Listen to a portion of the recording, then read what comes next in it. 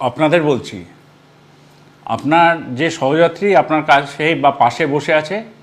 যে আপনার সঙ্গে নিত্যযাত্রা করে, অথচ আপনি জানেন সে হয়তো টিকিটও কাটে না,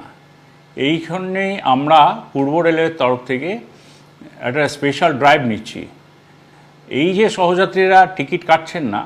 আপনার সহযাত্রীরা, তাদেরকে একটু বলে রেখে দিন যে যে কোনো দিন যে কোনো মুহূর্তে, যেমন ধরুন তালদি থেকে আমরা হয়তো চাপবো টিকিট চেকিং স্কোয়াড সন্ধ্যে 6টায় বা 7টার সময়, তখন ধরা পড়লে কিন্তু সমাজে মান ইজ্জত একদম ধুয়ে যাবে, খারাপ লাগবে সবারই। বা এটাও হতে পারে আমরা যারা হাওড়া ডিভিশনের যাত্রী তাদের কথাও বলছি, তাদের জন্য আমরা হয়তো আরামবাগে চাপলাম, মানে এমন একটা লোকেশনে চাপবো যেখানে হয়তো মানে কোনো দিন আশাও করেননি মানুষজন যে আমরা টিকিট চেকিংয়ের জন্য ওই সন্ধ্যাবেলায় 7টা বা 8টার সময়